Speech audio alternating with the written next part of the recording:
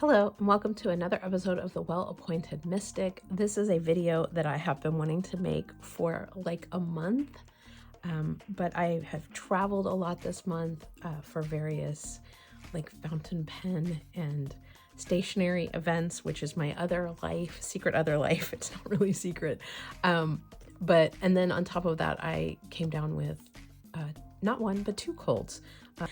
So anyway, I'm finally on the mend. So I'm finally getting around to making this video. So I'm very excited to be here to do this. As you can probably tell from the title, this is a side-by-side comparison of Tarot of the Cosmic Seed and the Muse Tarot.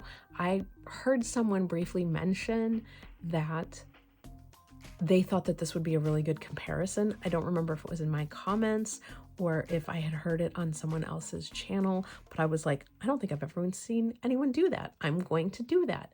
And so in my weakened condition, I sat and sorted through both decks because they had been shuffled and everything, and set them up so that I could do a side-by-side of each of, just going through from the Fool to the World and then each of the suits. So I sorted through all the cards and got them all ready. But so Tarot of the Cosmic Seed is by Lelania Simone, and the Muse Tarot, which I'm sure most people are fairly familiar with, is by Chris-Anne. So both of these decks are now, they started off as indie decks, and now they're both available mass market. The Muse Tarot is from Hay House, and the Tarot of the Cosmic Seed is from Red Wheel. So they both come in 2-part boxes with guidebooks. I'm not going to dive into the guidebooks on these, but just to let you know that they do come with those, and they are like nice 2-part boxes. So I'm going to start by showing you the backs. Both decks do, I was going to say both decks come with edged painting, but I did this. For the Muse Tarot, it does not come with any edge painting. I painted this with like a brush marker kind of thing in pink to match. But the Tarot of the Cosmic Seed does come with light blue foiled edges.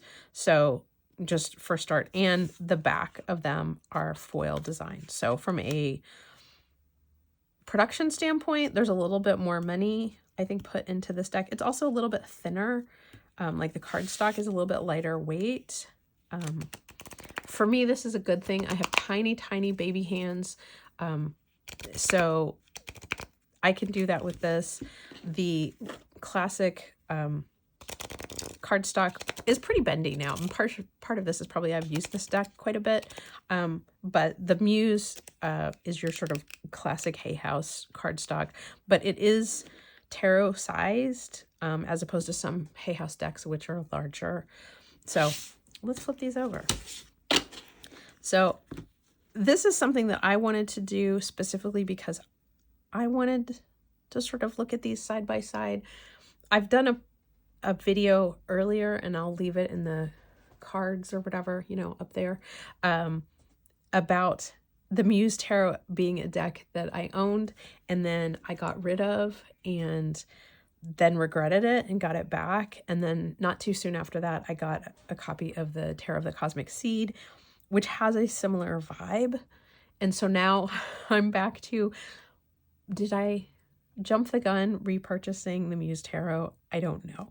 So anyway, the point of this is that both of these decks are photo collage, and they use fairly contemporary images in their collage work as compared with other decks that might do collage or photo collage where they mix antique images or engravings or something like that. These are very modern, and so they give it a different vibe. They feel a little bit younger, a little fresher.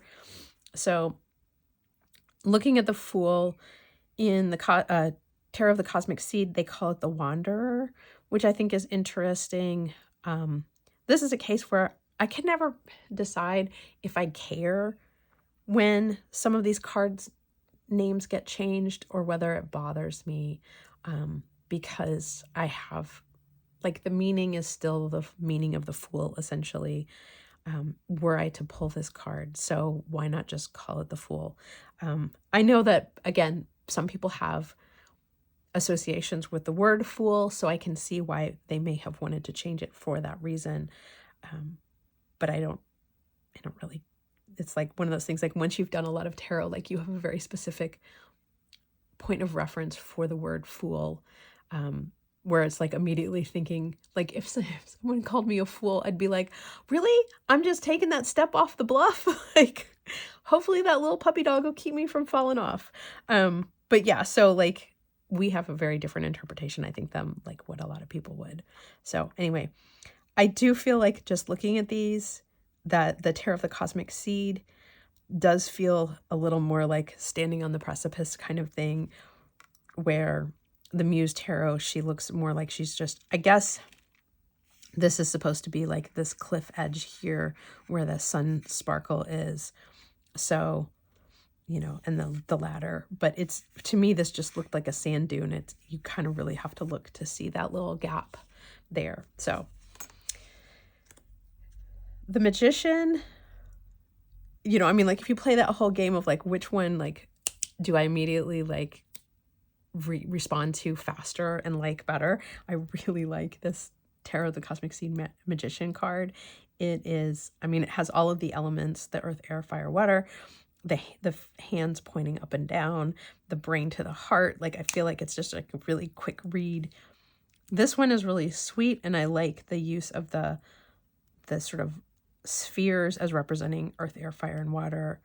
And then just sort of like the idea that she's channeling the energy down.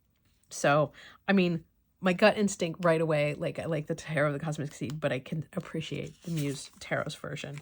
I will not go quite in depth with all of the cards, or we'll be here forever. So forgive me for my, just humor me for a little bit. So with the Priestess, the High Priestess, these are remarkably similar in vibe, in terms of that sort of looking directly at the reader expression. They both, the starburst here is right from the third eye. This has that same sort of starburst effect, but coming from behind the moon. She's holding the moon. Like, it's all there.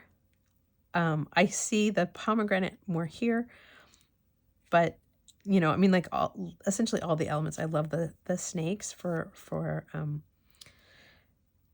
just adding an element to this of like that sort of, you know, the belief that women, you know, in the Garden of Eden, it would yada yada. Anyway, so like I said, I'm gonna shut the hell up. So with the Empress in, which this is really interesting as I go through this, like the Muse Tarot changes the names of a lot of the suits and some of the court cards and some other things. So it's interesting to see in Tarot of the Cosmic Seed that they've changed the name of like the Empress to the Sacred Feminine, and then here it is the Empress. So we're going to see places where one deck changes the names of things and the other deck doesn't, and vice versa. So I find it interesting. I really wish I had like the creators, like understood why the creator would make these kinds of changes. It's just fascinating to me. So obviously then with the Emperor, it becomes the Sacred Masculine. I love that this is a Native American sort of like a chief with the hawk. Like this very much feels, and again, that like for someone who may not be from the United States or have that familiarity, it may not have the same impact. So, I mean, here it's much more the vibe of like the Mother Mary thing, which there's quite a disconnect between these two from a standpoint of, like, you know, Native Americans did not come from the same Christian background that like Europeans and stuff. So I just find it interesting. Having her kind of be all stone and rock is an interesting way to sort of create that. I feel like the Muse is all feminine. There are some masculine figures in the Tarot of the Cosmic Seed. So if that's something that would influence your decisions about these decks, Here's a case where this is the Hierophant and this is the teacher. Very much focused on Egyptian. So we've had Egyptian, Native American, and sort of classic Christian deity kind of vibe going through here. So definitely jumping around in terms of its points of reference. With the Lovers, this is much more suggestive. This has the two figures sort of divided. There's the angel wings that are familiar from the Rider-Waite Smith. So this one is a little bit more like you would have to sort of do your own interpretation or read in. There's a lot more to work with here with the Lovers. I'm not sure that I'm crazy about either one of these particularly, like, but I do think I prefer the dragonflies. With the Chariot, they're both really fascinating. I love that she's just got power energy coming out of her fingers that are moving these what do you call a flock of horses? Like this like, you know, sort of all these horses and that sort of wild energy. This one is sort of the classic, you know, sort of using like the old car kind of thing. I don't feel like she's quite that sort of sense of movement, you know, by the power of your mind, kind of like just like sheer force of will.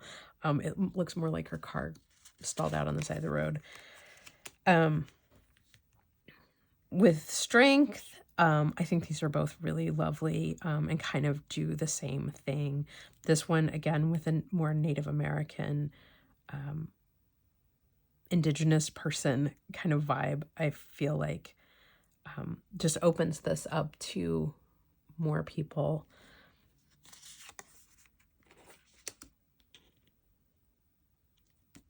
Both of these hermits are interesting. They both feel very stylized, very pretty.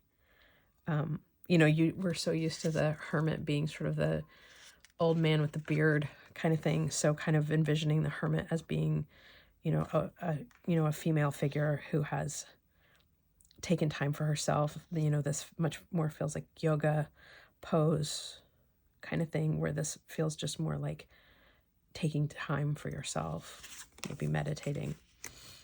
These wheels, like, other than the fact that this looks like a fashion model kind of thing, but the actual wheels are very similar in feeling. This one does feel more like sort of Incan or Mayan imagery, but I love the hands and these look like olive branches, but I'm not sure.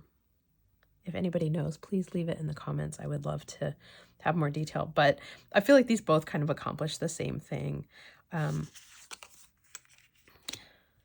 With the Justice, I feel like this is a much quicker read, particularly, you know, sometimes just having the scale there really helps. This much more feels like having to make decisions, like splitting your mind kind of a thing, which is a little bit more challenging for like a quick read. We have the Hanged Muse and the Hanged One. Neither one is a hanged man, but that's fine. This is the one where I had to cover up the shoes because they make me crazy. I don't get it. So we're gonna walk away from this saying that I much prefer Terror of the Cosmic Seed. It's actually interesting that her head is a flower. So this death card is super beautiful. I just love it. This one's really cool too, and I love the use of the moth. There's a lot of layers in this one, so a lot more to read into this. This one would be a much quicker read, and there's sort of a little bit less to sort of dive into. Temperance, I feel like this feels more like water to me, to create that sort of, you know, and it's got the sort of yin yang fish in here, to give that sort of balance, the temperance, the, like, you know, adding water to sort of balance something out, you know what I mean? Like, I always use the comparison of, like, you know, if a drink or something is too sweet or whatever, and you add a little water to make it more palatable, like that. That's what I think of with temperance. Is that weird? So I feel like this is a quicker read for me. This woman sort of making direct eye contact with the reader is a little unusual for temperance, I guess. I don't know. It's just me. With the devil card, I think that they're both really interesting interpretations. There's just the idea of like being in your own cage. It's just such a fast read for me as to like interpreting the devil card, sort of creating your own prison kind of thing. This one has a little bit more of a sort of almost like demonic ceremonial magic kind of weirdness. I don't know. That's just me. The tower, these are both great. I like this, like, it's almost like inverting the tower, like you're kind of your own storm kind of thing. You know, you burn the mother down type of vibe. This one's just a much faster sort of classic read of the tower. These star cards, I'm amused at how similar they are and then how different, because this is this like white lady with this gold background, you know, and then this is this beautiful black woman, you know, with this much deeper, rich color tone. But they both are sort of looking in the same direction. There's this like sort of repeating circles and like the gemstone stars, and she's holding a handful of like basically the same sort of star shapes. So they're very similar, but very different. This is just such a stunning card. I really like it. The moon cards, again, these also feel fairly similar to me. I mean, I know that there's different elements and different things. This is a case where I feel like there's more to read into in the Tarot of the Cosmic Seed, and this one is a little bit more like simple interpretation. This sun card, again, I just, you know, when you get the sun card, it's like there isn't a lot going on. It's just a joy, like it's just gonna be a good day. It's just like things are good, things are looking up. And so I feel like this is a real quick read for that. This sort of unusual mandala kind of thing doesn't quite give me the same sun vibe. So in this case, both decks change the name. We have Liberation and Awakening, but neither case references Judgment. So I thought that was interesting. I feel like from a word standpoint, I feel like Awakening is closer to how I read the Judgment card. I guess Liberation could work, and I'd probably have to dive into their guidebook to get a better idea of why specifically they went with Liberation. But Awakening is very much kind of how I see, you know, the Judgment card. Like you've gotten a call from a higher source. What are you going to do about it? You know, that is the vibe. Liberation is interesting though. So curious. And then we have the World and the World Cosmos. I really like the Tarot of the Cosmic Seeds World. Again, this is a more ethnically diverse woman. She's an older woman, so there's that sense that she's made it all the way through from the Fool to here. So she has that wisdom, the completing the cycle, passing on the wisdom, that kind of thing. And this is and I don't mean to belittle it in any way, but it's just like a cute girl in a bikini. So, and then the last thing is that there is one extra card in the Major Arcana from Tarot of the Cosmic Seed, and that is the Cosmic Seed. And I do not know necessarily the interpretation of this card, but I can make a guess. And I do think that it is a lovely card. And I think that if I pulled this, it would make me happy. But it's that whole, you know, sort of, you know, like a dandelion, like spreading that information, the magic, so very cool. Okay, so that was the Major Arcana. Shall we get into the minors? I will try to speed this up a little bit. So in the Muse, they refer to the cups as emotions instead of cups, which is fine. I think there's that moment where I'm like, that's pretty much how most people interpret the cups anyway. So it's just made it a little bit easier for people. But yeah, this is one of those things that it's like, this is a personal preference for me. But in the case of the ace cards, I often really appreciate when there is just the cup or just the sword or just the wand. I don't know why. I feel like it's the tool that's going to take you into that journey, rather than a case where it's like a person, which then sort of, I think for me, because a lot of people compare the aces to the pages, like if it's got a person on it or a figure, I'm assuming that it's the page and not the ace. And so it's just a personal preference. And aesthetically, I really like the way the aces tend to look. So that is just me. I won't talk about that for every single suit. So we'll just move on. The Two of Cups.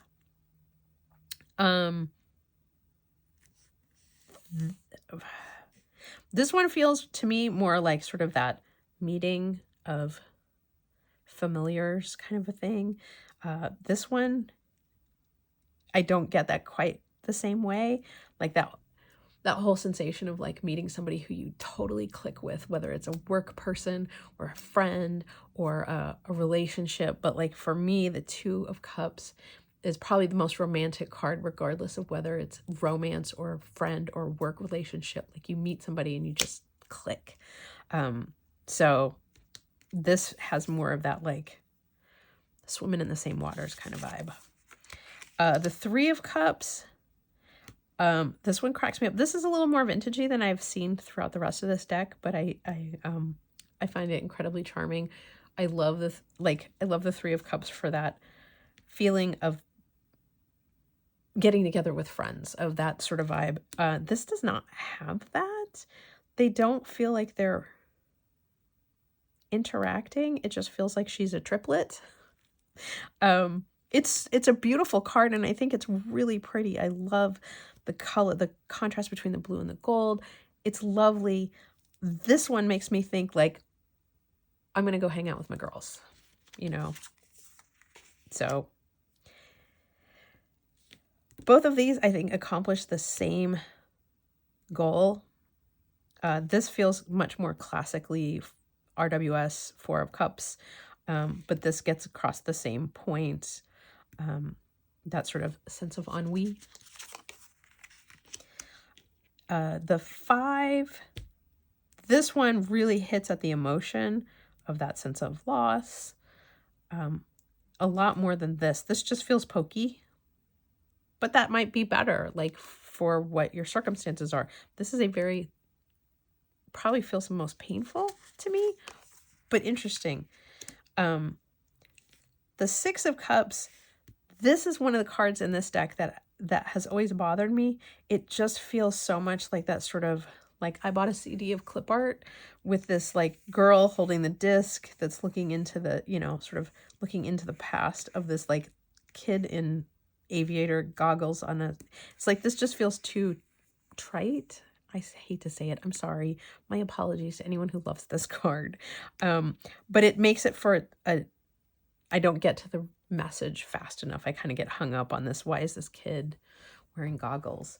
You know, like what person ever had that moment in their life where they were wearing goggles, where this feels like looking into sort of a fantasy land, and that idea of like imagining things were better than they actually were, which is often how I end up reading the Six of Cups, where it's just that sense of the nostalgia for things that, you know, it wasn't actually as good as I thought it was, or things are just as good now. It just seems like they were better before, kind of a thing.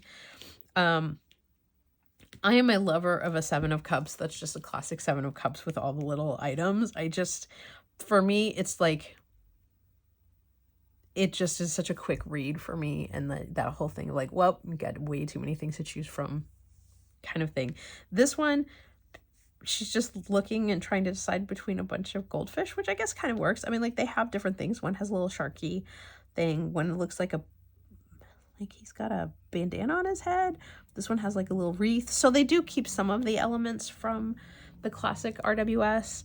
But I do feel like I'm inclined to like the Cosmic Seed one better.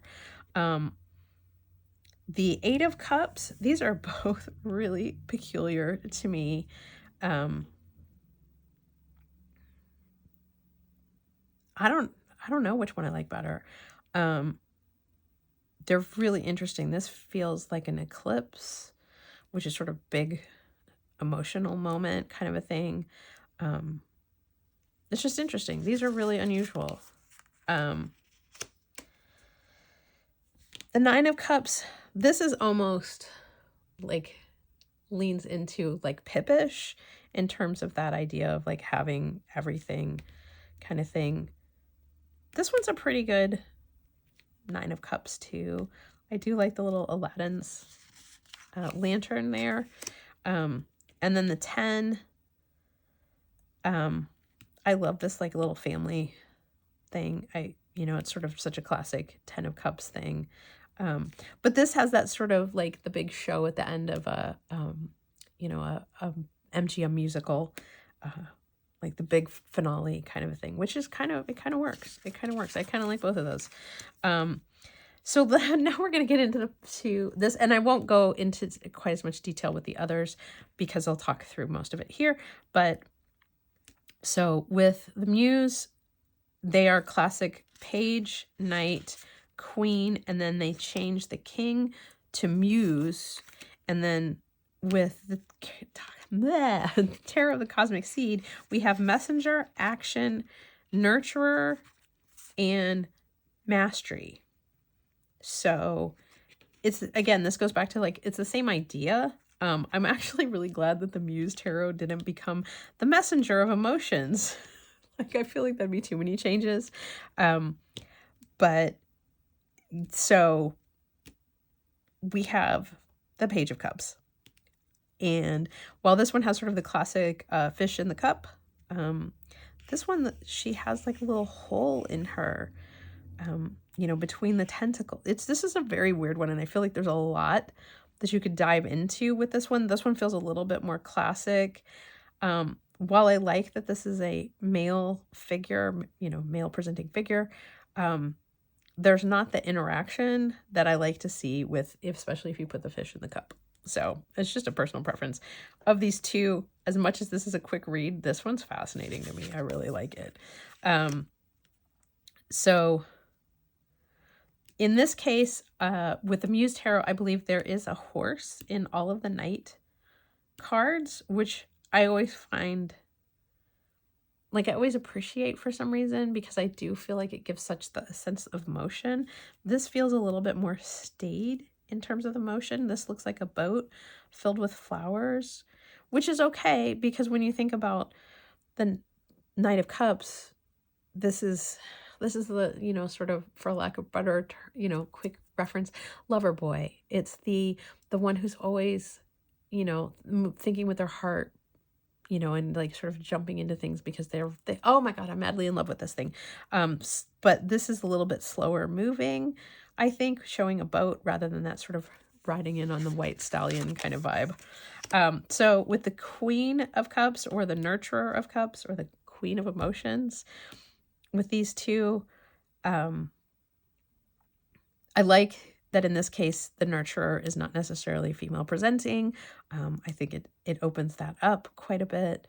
I think they're both beautiful. I really like them both. Really interesting interpretations in both cases. I don't think I could pick if you made me pick between the two.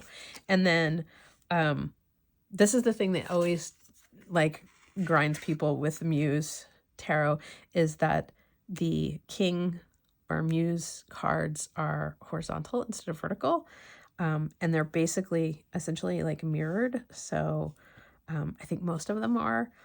So it's just an unusual change to the cards.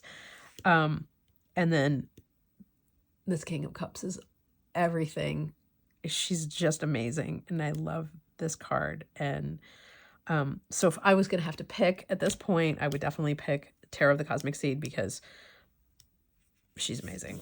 So anyway, that are the cups. Those are the cups. Wow. You wouldn't believe it if I told you that English was my first language, right? So anyway, okay, so onto the wands. Again, this is that whole, like, I prefer to just have a wand on my ace card. This one always took me a while to get sort of what they were getting at because it's so tiny, but I guess it's sort of creating this, there's like a lot out there and they really need to focus in to find what it is they're looking for, where this Two of Wands is sort of that classic two wands on each side that they're sort of walking through, passing through, as they're sort of deciding where they're going to go, what's next, what's the path. This is another case where, you know, sort of making those first steps. This is a real quick read. This is interesting, thinking about like dominoes and how when you knock those down, you know, once you knock that first one down, then you are moving and you are going forward. And I think that as much as my initial reaction was like another piece of clip art, but it's actually a really good way to sort of communicate that idea of like, you have made that first step and now those dominoes are falling. So you have everything in line, which I think is kind of cool.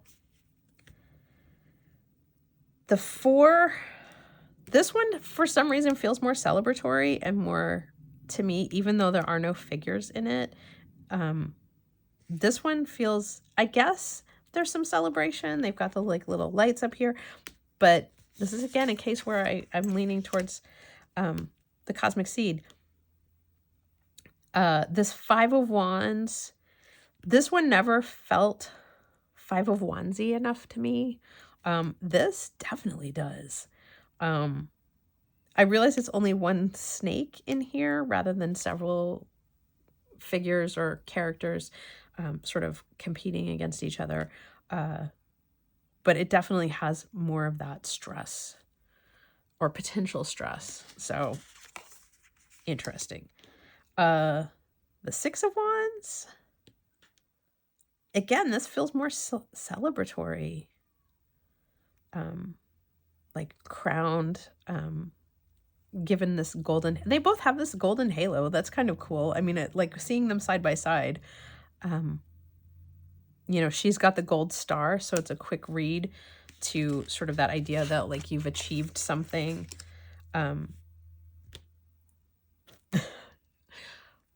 This is a quick read for the 7 of Wands. It really is like that sort of, this one is interesting, and I like what it's trying to do here. It's a little bit more subtle, and I do like both of these cards. I will say that. With the 8, this is another case where I really don't like those shoes. I'm sorry, they're just a little affected. They just feel like they date this so much to like that sort of early 90s kind of thing, or whatever, late 90s. I think a lot of people will have issue with the 8 of Wands sort of being your classic 8 arrows in the sky kind of a thing, but that's okay. I think, you know, you can have both of these decks. You can have neither of these decks, like whatever makes you happy. This 9, again, this is more specific, and I like that she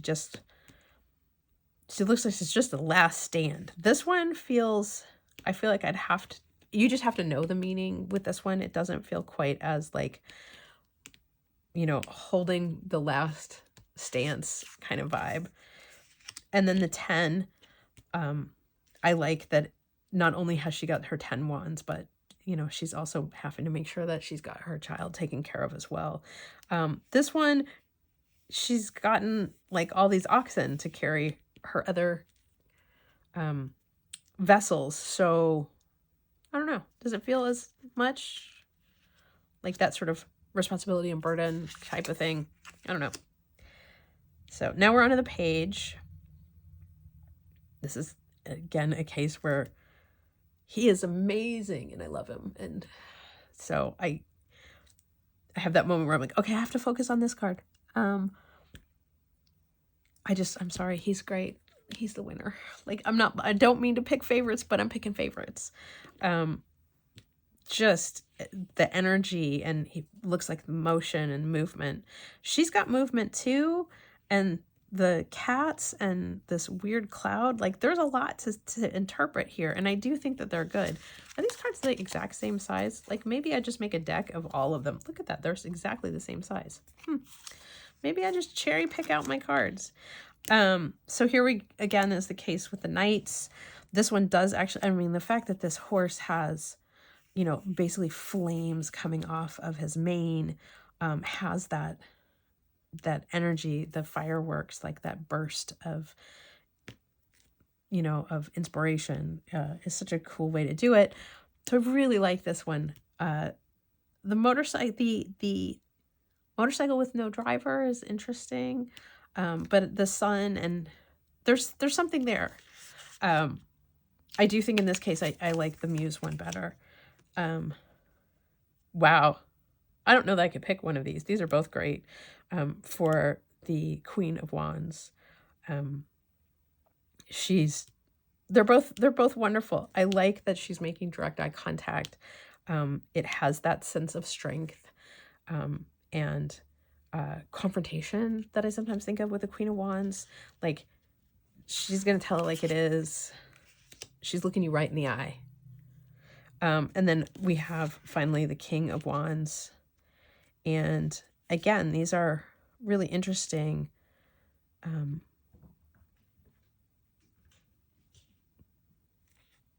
I really like both of these. You know, it's interesting. They both have these like dotted lines around this shape.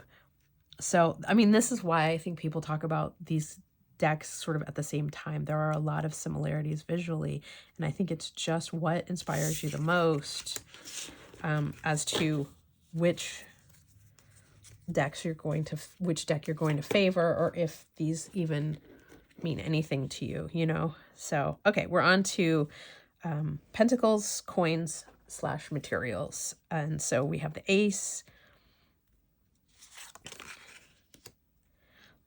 The similarity between these two, both feeling like dancers, is really interesting. I like that there's a bridge behind her, so giving that sense of like balance as well. But the Three of Coins, for some reason, this one gives me more sense of sort of cooperation or working together. This looks like a pile of disembodied heads, which seems weird. I don't know. It's an interesting interpretation. This Four of Coins, it's hard for me to pick, like, if I have a favorite of these decks. This is probably, in both cases, cards I'm not crazy about. They don't have that sense of like keeping what is yours. I mean, he is standing on the coins, he's holding them in his hands, he's sitting on it, but it doesn't have that sort of sense of like hoarding, or that like these are mine and you can't have them kind of thing. And this has an unusual expression for me anyway. With the Five, she looks so sad and miserable, but it takes a minute to catch that there's this figure sort of wrapped in like just a piece of cloth. Like, so she looks cold, like that's not a legitimate blanket. The lines coming out of this sort of refuge, I don't know whether, to me, they really like symbolize that sort of sense of like welcome, or like there's resources out there for you, there's a place for you to go, there's a place for you to reach out for. The black lines to me look, I don't know, they're unusual, and I'm not sure. I'm wondering how powerful this would have been if they weren't there and you could see, you know, this golden doorway and this like figure in the dark here, if that would create that sense of like there is a hope if you would just look, kind of thing. This one, because it's that more classic church window and this sort of statuary that looks like it's crying. Is just a quicker read for me of the Five of Pentacles. Both of these Six of Coins feel much more like generous to me than sometimes I think of the Six of Coins. Like sometimes I feel like the Six of Coins can feel a little like, are you doing enough? Or, you know, are you receiving charity, or are you performatively doing, you know what I mean? Which is the sort of that classic image where he's sort of like dumping the coins, and it's like, are you really being generous kind of thing, or do you just want to appear generous? These feel truly generous, and sort of joyous, which is cool.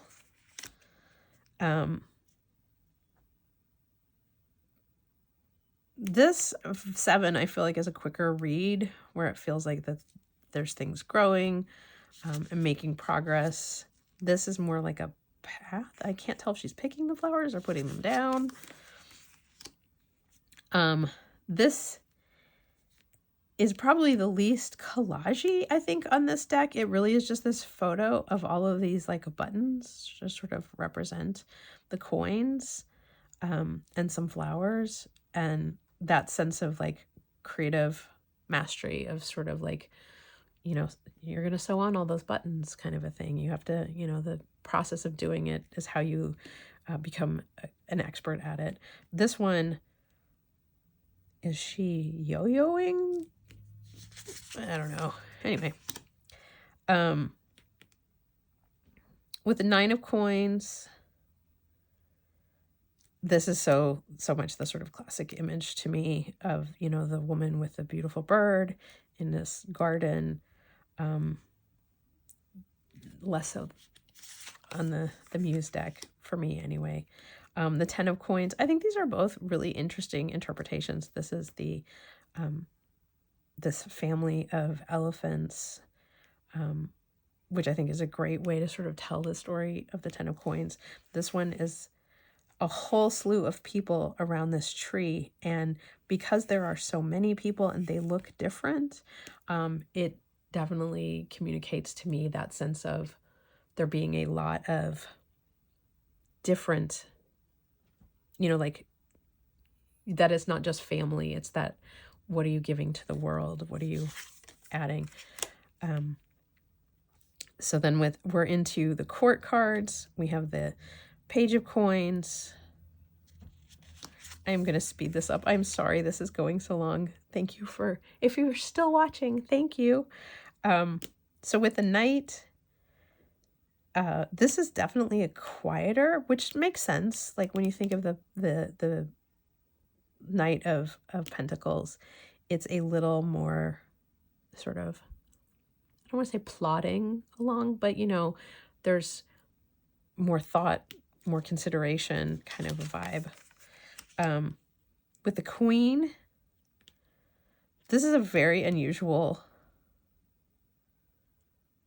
look for this card, and I almost feel like this one is one where I really needed to get into the guidebook a little bit more. The Queen of Pentacles to me has this lushness, this generosity, this bounty.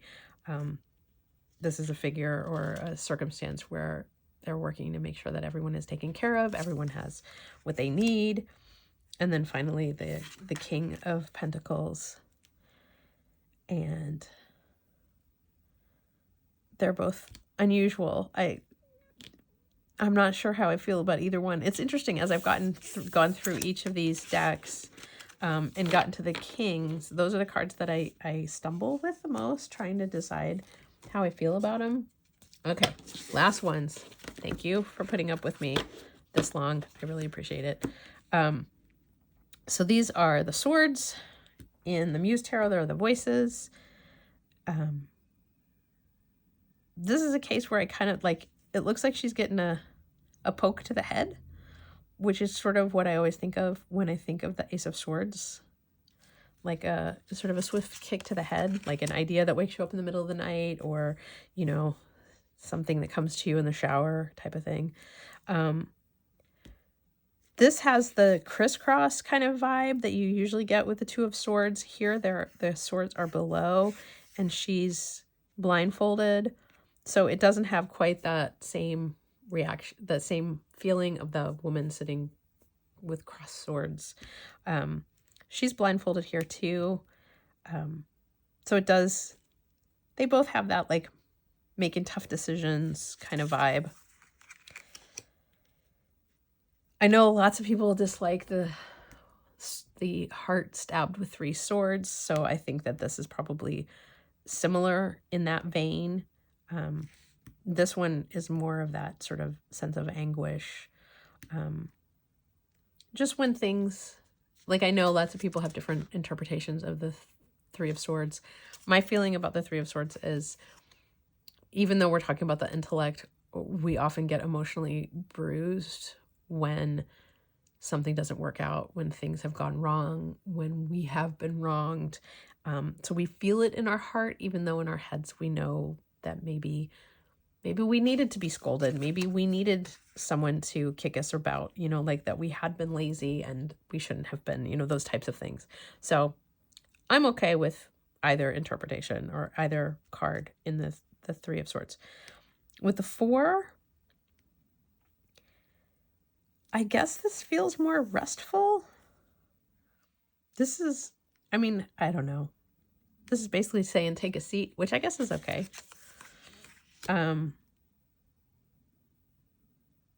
This feels more like the classic. You've got this like very sad person in the background. So this feels more RWS inspired, which I think is okay.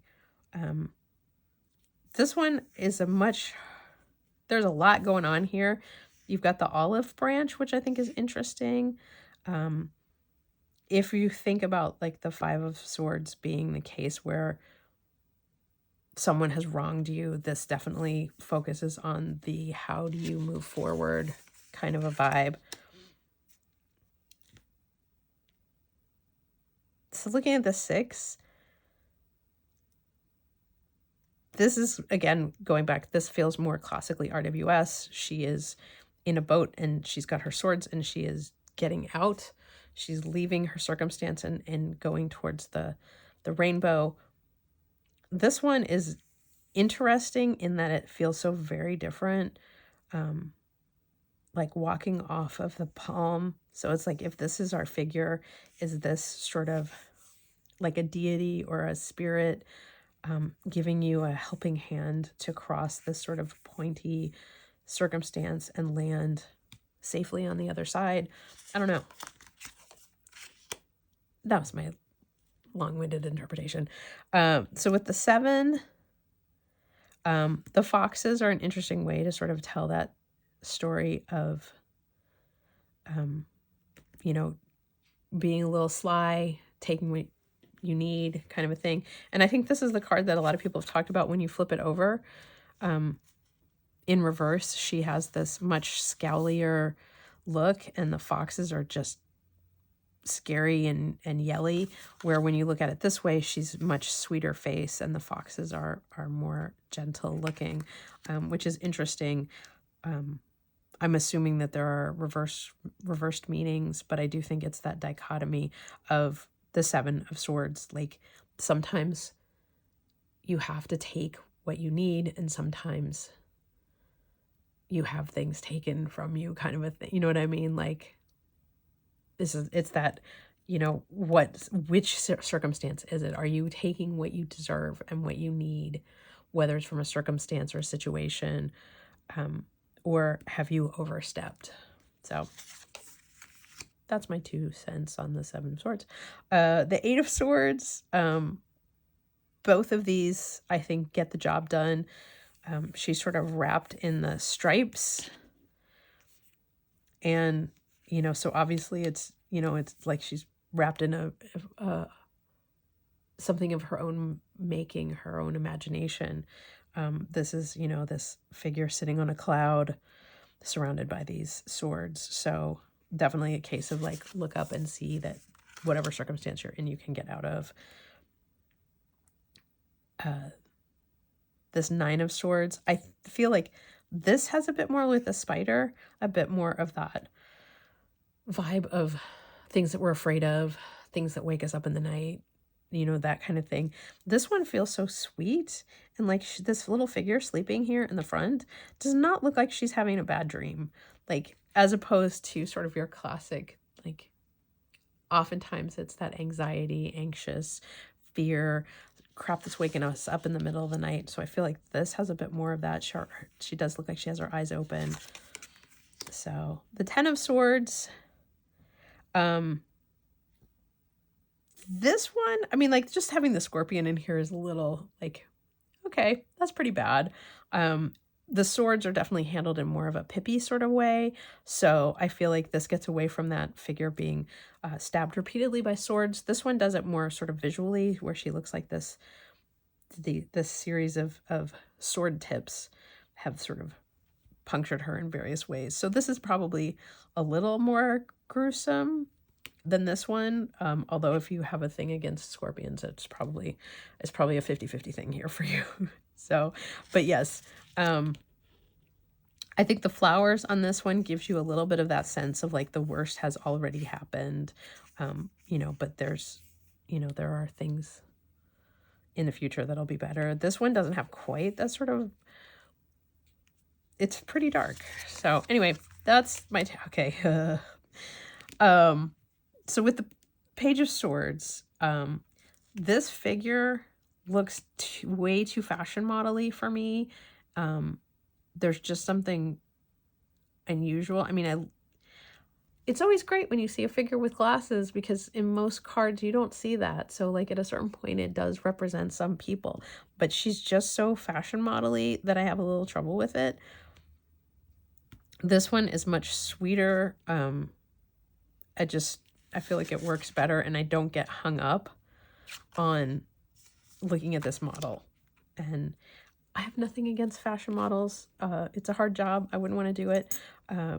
But I just, from the standpoint of the tarot feeling timeless at some level, even if it does reflect a particular time in our life or a certain time in history, that one just feels so much like you could be like, I know exactly which magazine that came out of. It was an ad from, you know, whatever year for such a product. Like, it's just very, you know, it just feels like it's referencing something that you either relate to or you don't. So anyway, this is the Knight of Swords, or Action of Swords. And again, in this case, I kind of like them both. The wing is a great way to sort of show that movement. You know, I mean, who doesn't love a winged horse? So the Queen of Swords, she just looks so much like Susie Sue, that, you know, or that kind of thing, or like that, you know, with all these ravens. It's a very dark, gothy, witchy sort of interpretation, which I like. She does too, with her owl and this like what looks almost like, you know, sort of just chainmail or something. But both interesting. This dark chair. So yeah, she feels like she's going to cut through the BS a lot faster. I don't know. And then this is the last. This is the King of Swords. And again, I get hung up on the kings. Like, for some reason, neither one of them really sings to me. If I had to pick, this one is probably more what I would think of. This is just sort of, I don't know. Anyway, so I'm not in a position to say that one of these decks is better than the other, or that I prefer one to the other. I just thought that this would be an interesting experiment. Sometimes just flipping through two decks side by side, you realize, oh, I like these both for different purposes, or they serve different purposes for me. So that is the Tarot of the Cosmic Seed and the Muse Tarot. These are both decks that are readily available. I hope that you enjoyed this video. Please leave a comment and let me know, do you have either of these decks, both of these decks, and which one do you prefer if you have them both? I would really appreciate it. Thanks for sticking with me, and I will talk to you again soon.